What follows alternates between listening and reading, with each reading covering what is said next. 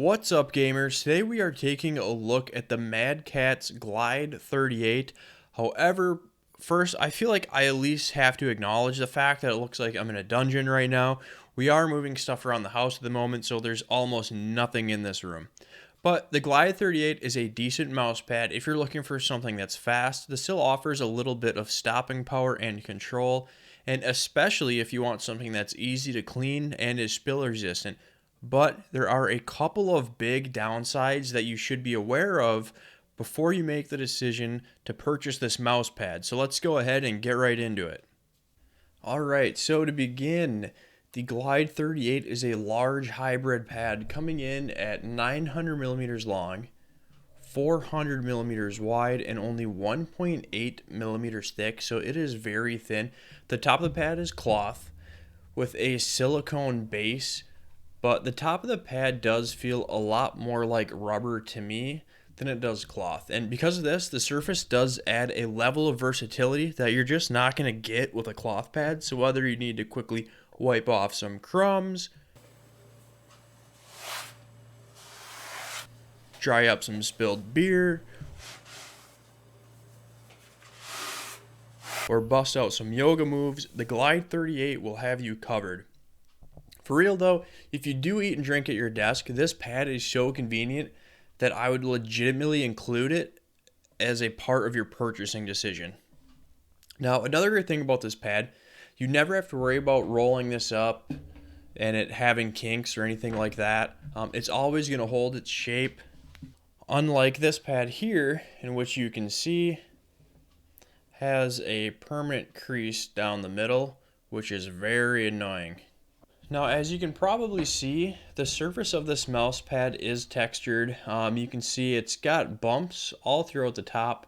Now, the bumps are supposed to provide more surface area for your sensor, and they probably do provide more surface area for the sensor. However, I really didn't notice any type of significant difference in regards to performance. Now, I mentioned earlier that there are some major drawbacks, and they have to do with the surface of this mouse pad. So the first drawback is if you have poor quality stock skates or skates that are very hard, it is going to be very noticeable on this mouse pad. Now, if you have good quality skates or soft skates, it's going to feel much closer to a normal cloth pad. Now, I have two comparisons for you guys to listen to. The first mouse is an Endgame XM1, which is great stock skates. The next mouse is this mouse here, which is the XTRFY M42 that I've been using for my next review. And the skates are a bit harder on this mouse.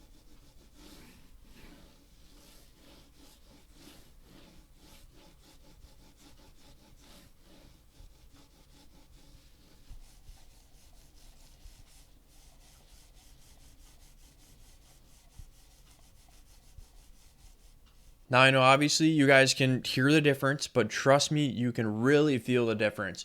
With harder skates, the texture in this mouse pad is very rough, and it's just not a pleasant experience at all. So if I was still using this mouse pad, it would 100% limit which mice I would be willing to use on this particular pad.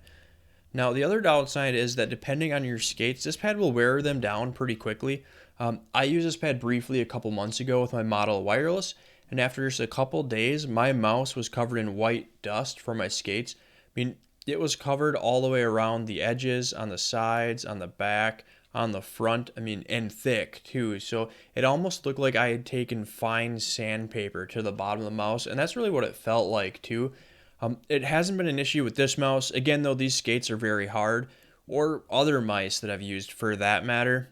But just keep in mind, I used this mouse pad for 3 months from about April to July, and I really can't remember what mice I all use on this pad in that given moment.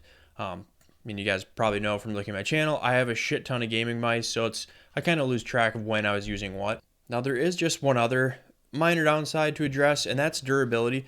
So this pad has definitely slowed down after a few months, although it's still usable in its current condition. Another month or so, and I would definitely have to switch it out. So I'll show you guys a glide test before and after I washed it right before this review. It had gotten pretty dirty over time, and it was really slow, especially through the area right over here where my mouse typically rests. You can almost see it come to a stop. I then washed it to see how much of the glide I would get back, And unfortunately, it's still slowed down quite a bit through this area here. It's not horrible by any stretch of the imagination, but I did at least want to put that for you guys on screen here.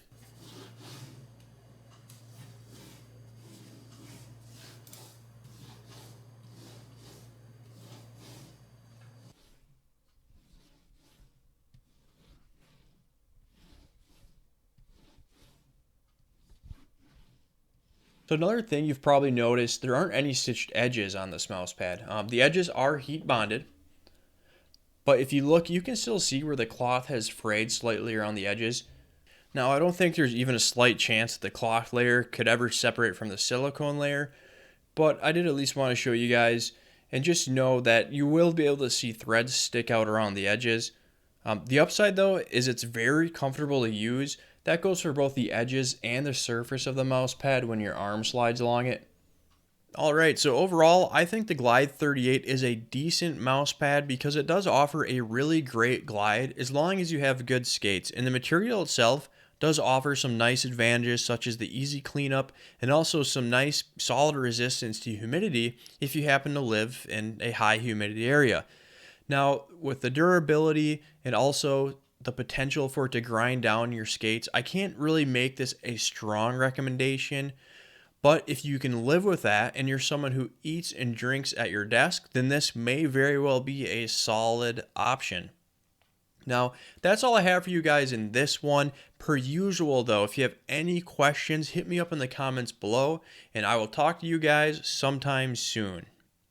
Your leg? This one? Yep. Oh my god. And your arms and everything. Are you recording? Yeah. Fuck me.